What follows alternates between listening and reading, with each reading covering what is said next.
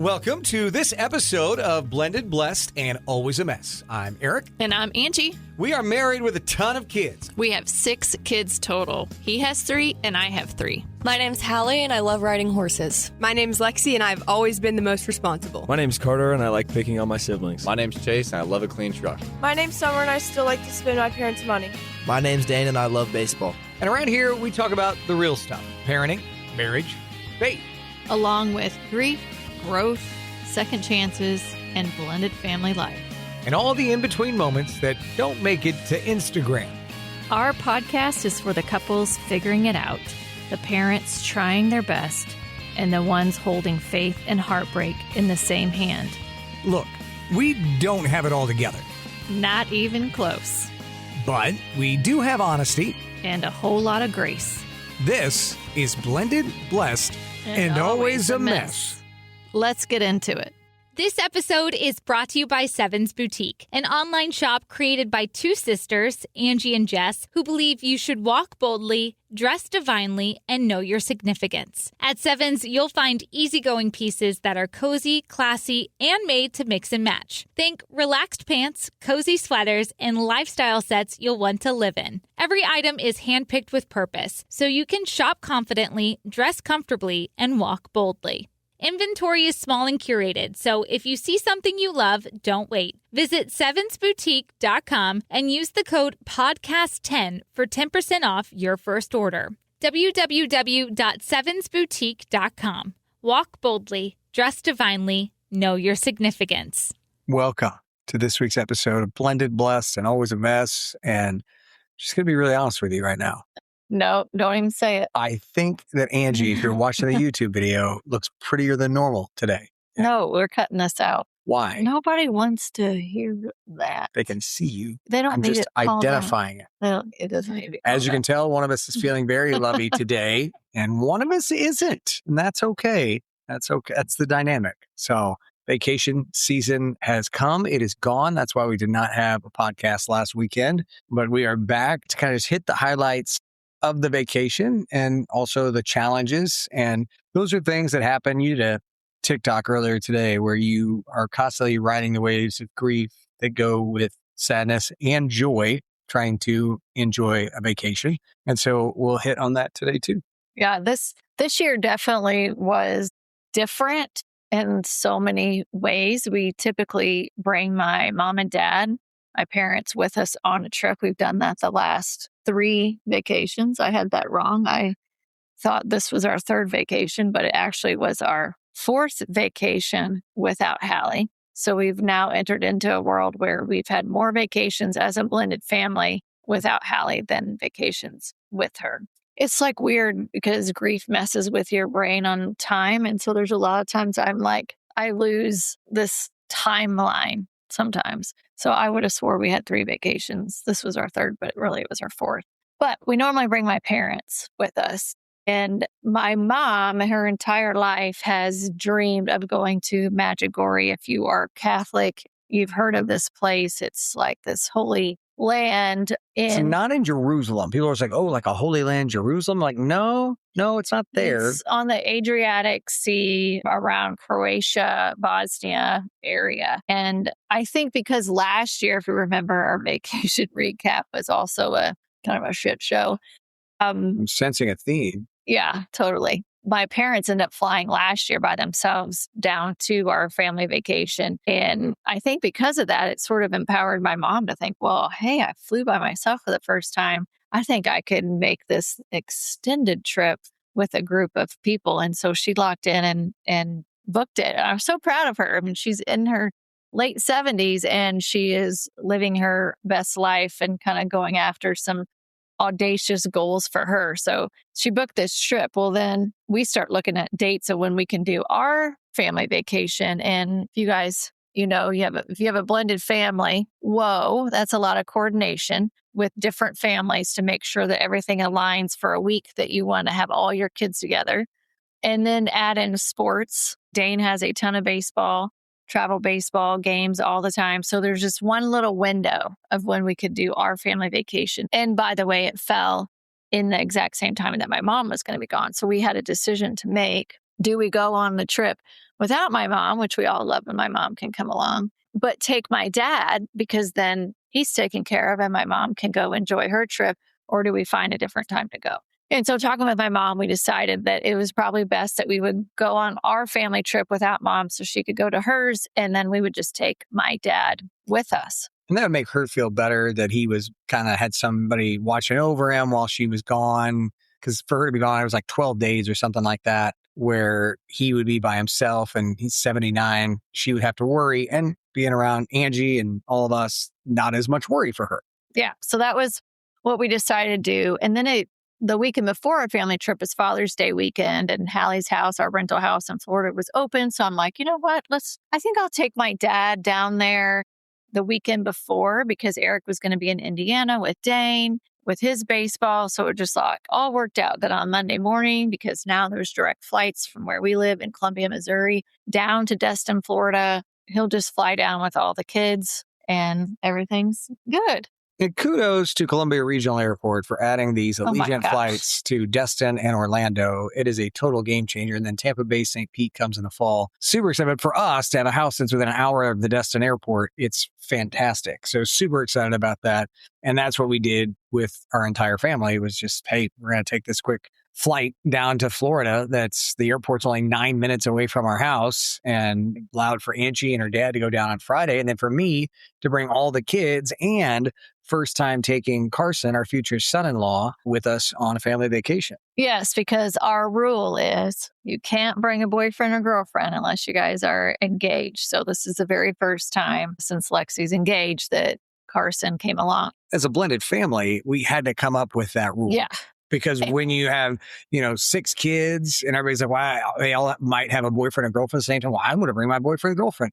Yeah, we can't afford all that. I mean, it's expensive enough with our big family. So we had to come up with okay, how are we going to do this? You've got to be engaged before you can bring that person along on the trip. And we will cover the trip. But when you get married, you're on your own. We still want you to come and join the family, but we're not paying for your vacations anymore. So that's kind of the rules that we came up with that work for us. Well, also the first time having a future son-in-law travel along. And listen, we talk about relationships all the time here, and the positive and negative impacts if they're dating someone that the family respects and enjoys being around. I don't think people pay enough attention to that, of like the family dynamics, but we harp on it big time with our kids, especially since we've seen how it can play out in the worst possible way, and the impact of someone dating someone that the family does not respect and doesn't treat your child in a respectful way. Just that dynamic changes everything. And so we talk about that often with our kids. Like, it's so important for you to find someone that blends in well with your family, because it can be so fun. It can be so fun as your family expands to have more people that you enjoy being around, and the kids are seeing that. And so that was a really cool thing to experience, is having Carson join us and him hang with the boys. And it made my heart smile, like to see our family expand and add more people in that just are great people, and everyone just really enjoys being around. So that was really cool. I know we're kind of getting ahead of ourselves a little bit. But kudos to you, Carson. It was a good first family trip with you, buddy. Carson and I are a lot alike, and I think that's, really going to... It's good and bad with that. Those are little inside jokes if Carson listens, but him and I are... Anywho. So that was new on the trip. It was also new traveling with my dad by myself, but I will say it wasn't totally by myself, because about 2 weeks before our trip, I was at my parents' house helping my mom pack. And, she was international flight and making sure she had all the right clothes. And I got her a backpack to travel with on the flight and all of that stuff. So we went out there and spent some time on like a Wednesday night. And my brother, Craig, and his wife were out there as well.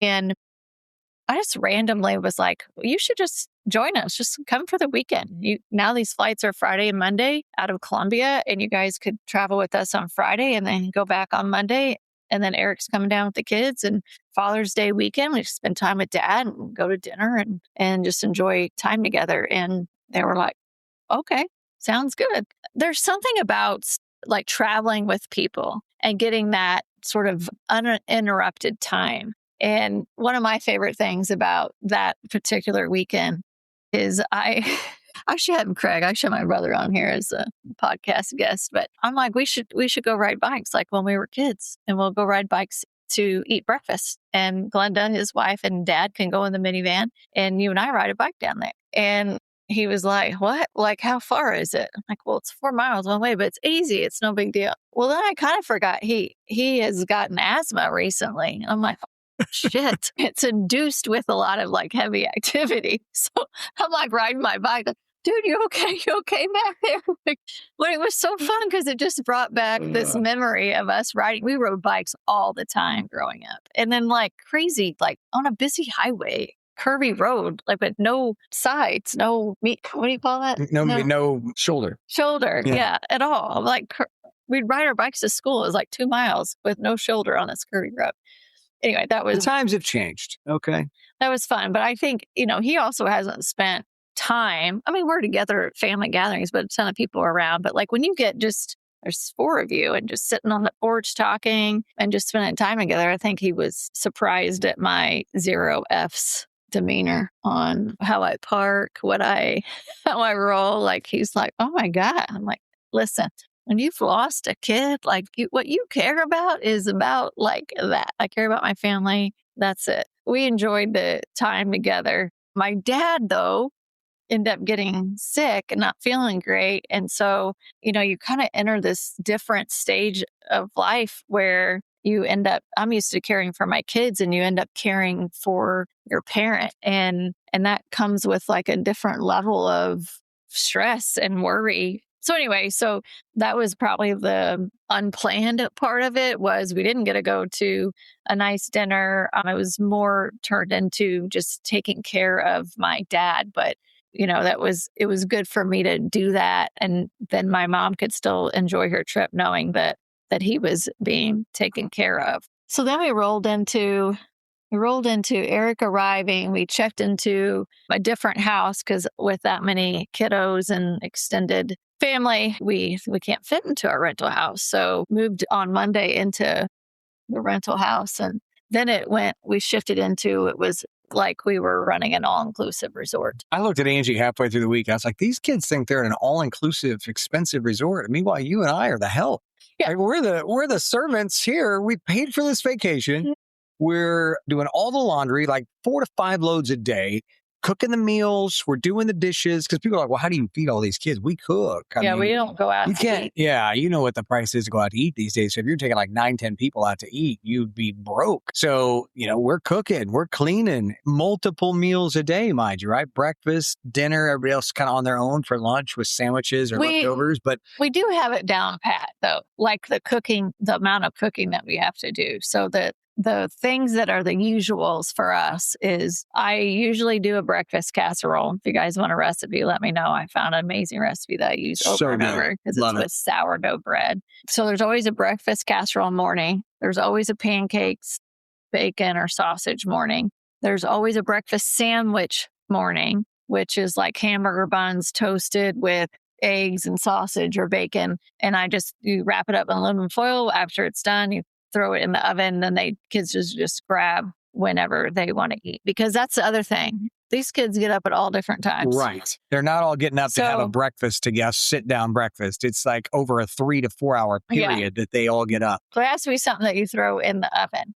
Then usually lunch, you're just sort of like on your own. We usually have sandwich meat, all of that stuff. Then dinner, I would say that was different about this trip too, because it was a bigger group. It felt like we didn't go out to eat except one night. So the rest of it was like we were cooking food. And so usually we do order pizza one night. Yeah.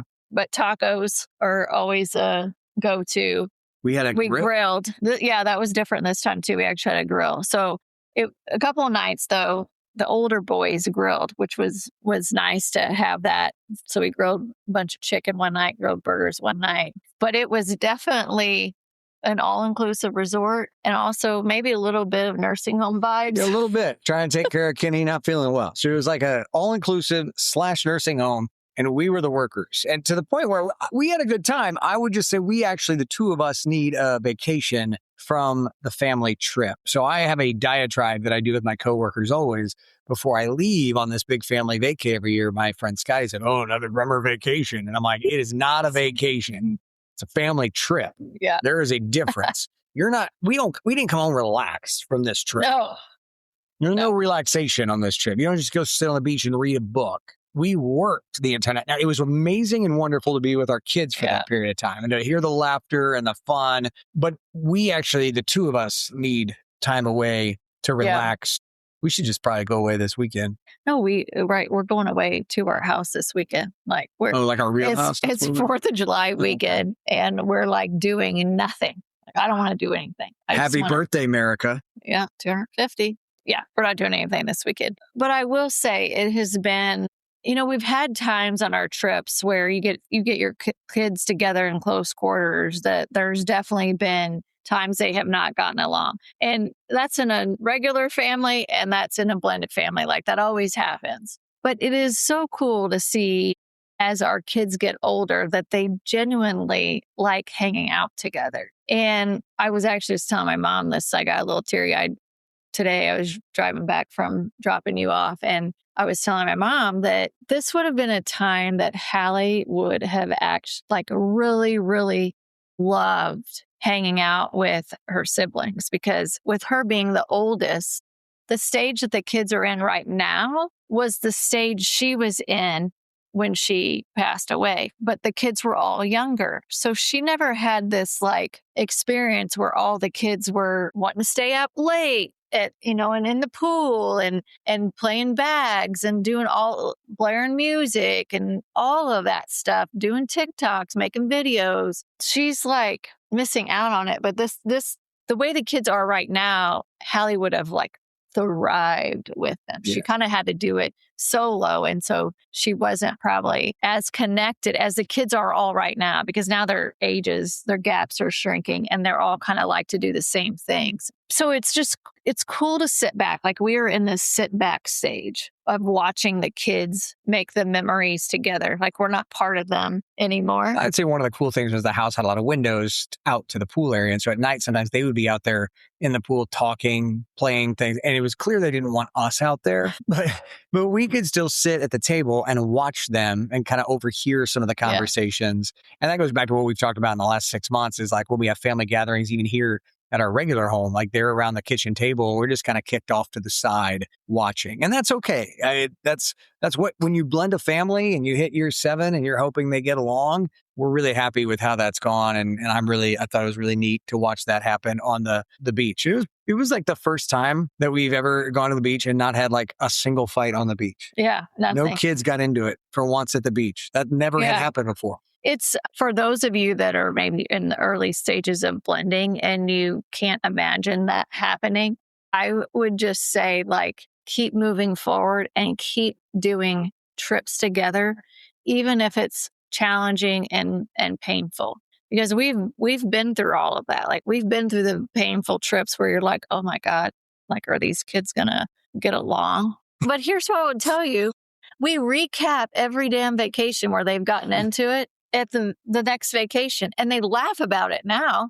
Now that's some of their memories. One of the biggest laughers that we still talk about pretty much every vacation is our first vacation, where one child was "That's it, I'm going to drown myself." Yeah. And you're just "Oh God, here we go." So then you just watch them and they're now we laugh about it. Everyone does, even that child, because it's such a dumb thing when we were first blending and nobody likes me. I'm just going to go drown myself. I know. You're okay. All right. So we've been there is what we're trying to say. And it eventually comes together, but you have to keep bringing your kids together. And I don't know if you felt this way because we haven't talked about this, but I feel all your kids go in a lot of different directions.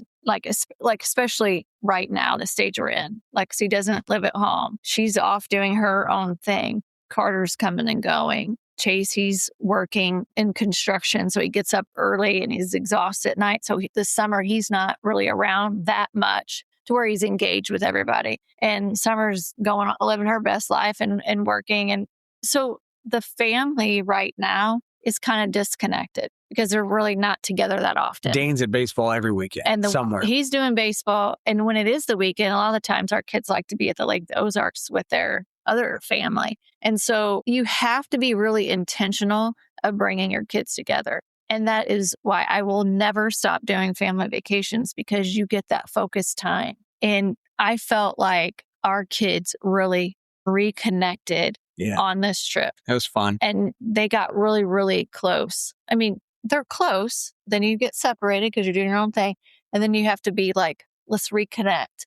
Mm-hmm. And they did that. And one thing that really stood out to me is we were one day, I don't even know how it all happened, but we all were in the pool and we all started talking about Hallie. And we all started sharing different memories, trauma memories, or, like, I remember this part of the hospital, or I remember what I was doing when mom got that call. And I remember, this and that. And we probably talked for like 45 minutes. We also like made fun of Hallie a little bit. And we're like, oh God, I hope she doesn't like strike us down because of some of the choices that she made and like some of the plans that she had. And now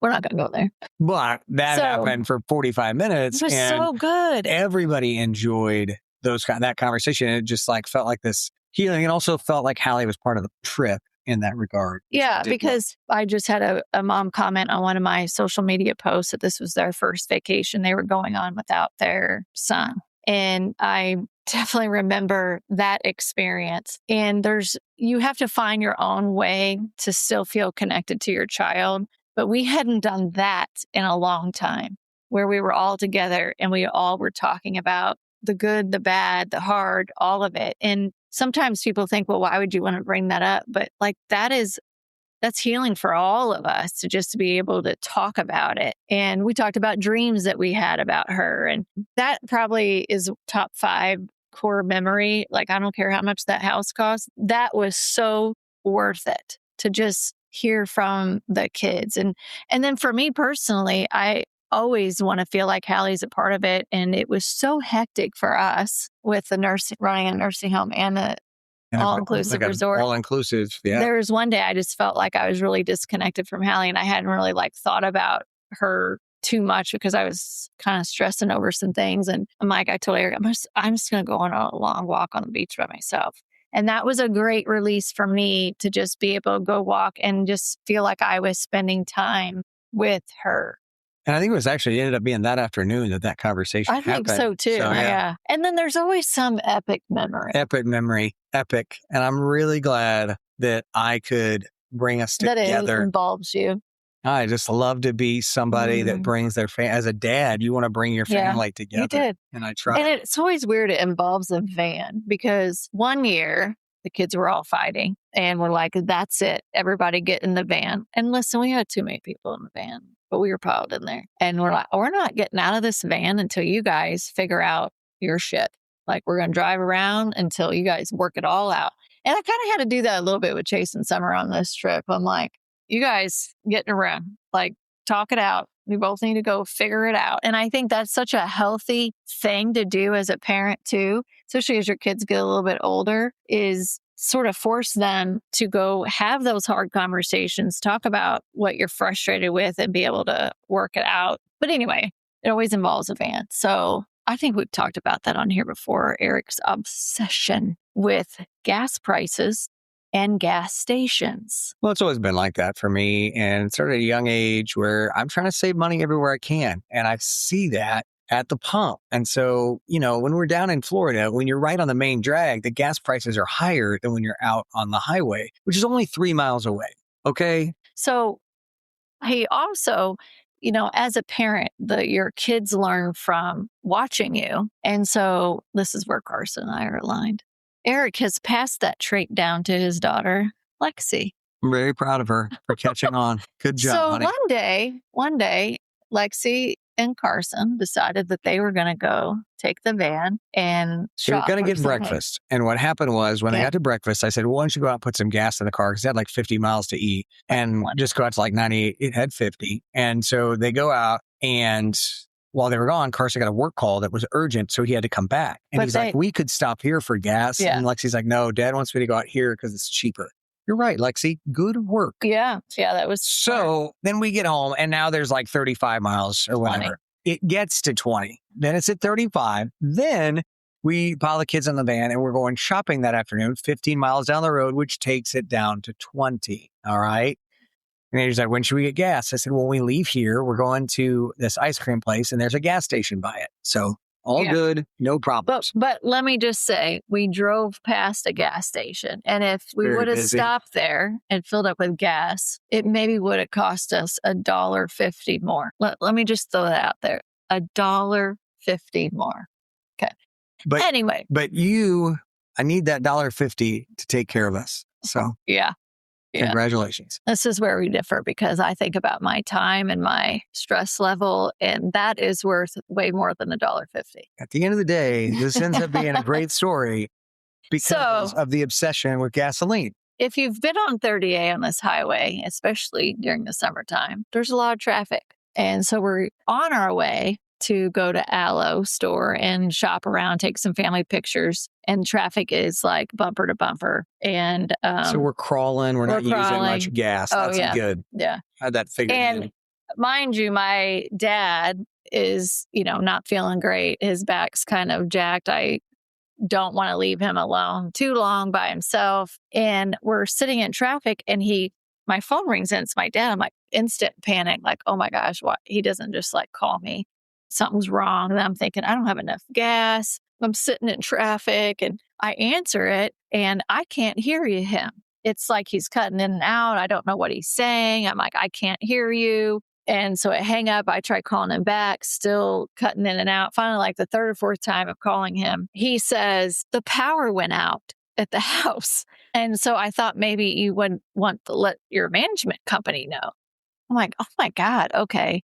Thank you. Thank God he's okay. But we text the management company because it's the same company we use for our rental house down there. And she said, 12,000 people are without power right now. I'm like, oh, okay.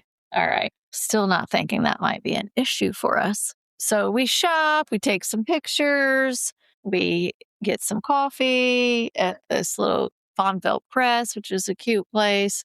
Then we get on our way, enter into more traffic.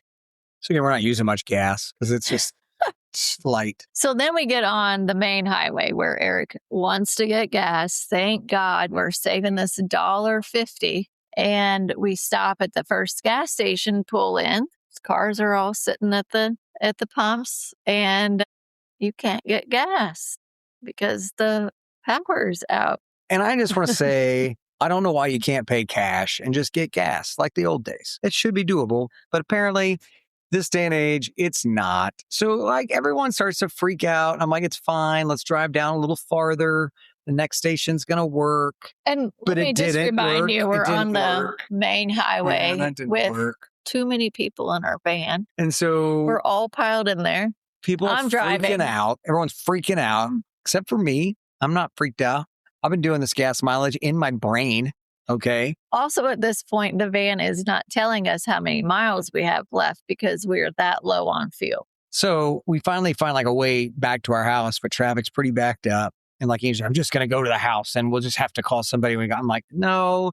Meanwhile, the kids are giving us hell. Carson's in the back and he's giving me hell, which was not the best son-in-law move, I would say. I loved it. By the end of it, I was done listening to it. That's why he's a great ad. Lexi had my back. Like she's a good daughter. She had my back. We couldn't even go to the house because I would have turned down that street because I'm all about safety and plan B, plan C, plan D. But that street was actually where this wreck had happened. And so we couldn't even turn down that street to go back to our rental house. So because God wanted us to have the experience and get gas. Yeah. Okay. We were trauma bonded in this whole experience. Then we decide okay, we're going to have to hit the next gas station. And we go, due to my excellent driving abilities, we thought we could turn right to get in the gas station, but we couldn't. So then I just pull up. I'm not even in the right, like a lane even. I'm like, hey, listen, it's the emergency situation. Do you know what's happening? I'm at least trying to get us gas. She's like driving crazy.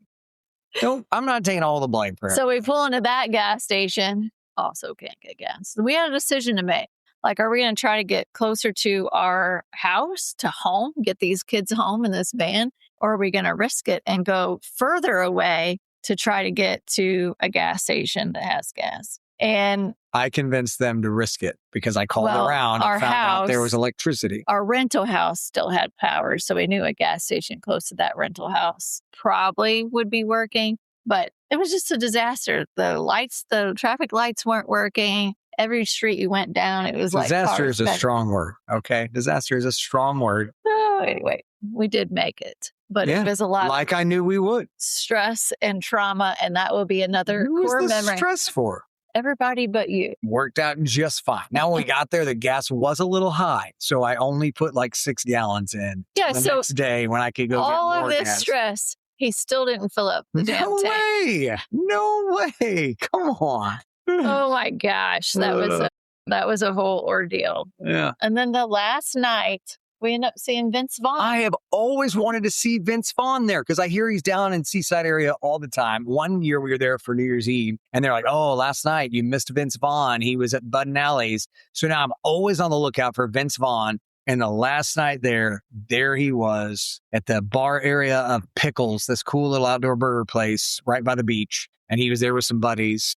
And listen, Vince Vaughn, you need to take better care of yourself. He's not looking so good. Did feel like maybe he's not got any movies coming up anytime soon. He was a little rough, but he would be so fun to party together. But everyone was saying he said he was tired of the pictures and wanted to kind of just be left alone because news travels fast when he's out and about because he's a regular down there. But all in all, it was a good trip. All in all, it was a good trip. Fun, but now we need a decompression weekend. Yes. Some time. I will say one other thing that did happen was the first night there, you drive a lot of golf carts around 30A. And the very first night there, Chase, Carter, and Dane were off in a golf cart. And they pull up when we got there separately. Like, we might get a ticket. Guy was like, hey, you guys can't park there. You're going to get a ticket. So they parked there and they got a ticket for $53. Now, none of those boys listen to this podcast, but I just decided like, I'm not paying that $53. So Carter, I was like, Venmo me the $17.50. And then the other two boys, we just took that money out of their accounts because they don't learn if they don't understand. Like, they acted like it was just like, hey, here's a ticket. Screw you guys. Like, we paid for this whole vacation. The guy literally said to you, don't park there. And then you got a $53 ticket. They're paying the ticket. Were you on the golf cart whenever? So then later on, Chase and Carter and Lexi was on the cart too. They were like, let's drive back by there. I want to show you that there were no signs to say you can't park here. I'm like, okay. So I'm driving. We drive around there and there is this sign that says no parking. And they were like, oh my God, they just put that sign up. I swear to God, it was not there. And we're like, bullshit, that sign was there. But Lexi did say, and Lexi's the honest one.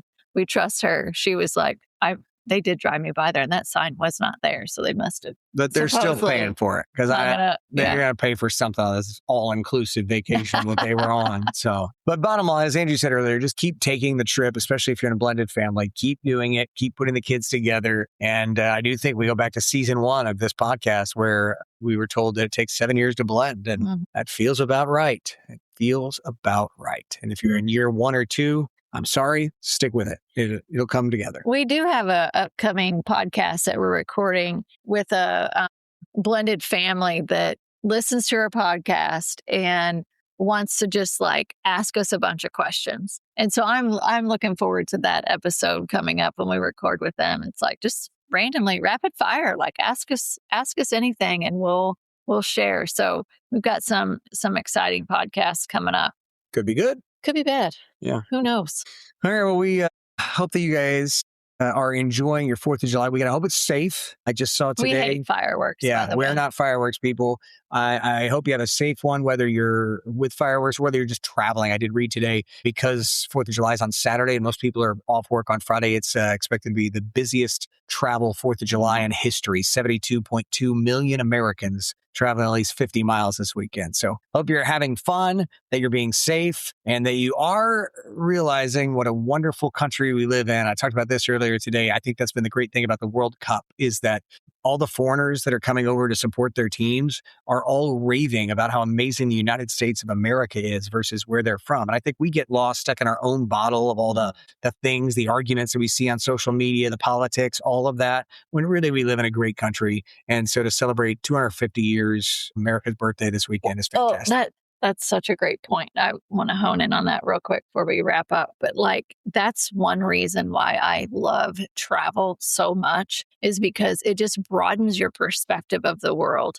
And I think for my mom, it was funny chatting with her first ever international trip of like going into another country. She's like so surprised, like how beautiful it is, how safe it is, how nice the people are. Like, and I'm like, I keep saying that over and over. Go travel. It broadens your perspective, your viewpoint on life, on the people in this world, how we're actually all like very, very similar in nature and what we want out of life. It's so good for the soul, whether it's with your family or a solo trip. I think that if someone asked me, like, what's my number one piece of advice in life, is like, take the trip, because there's so many positive outcomes from just traveling. That's all. Okay. So with that, have a wonderful weekend. Happy birthday, America, and God bless. Thank you for listening to this week's episode of Blended, Blessed, and Always a Mess. Lexi and Hal, take it away. I'm Lexi. And I'm Hallie. Have a great week. Or have the week that you deserve. That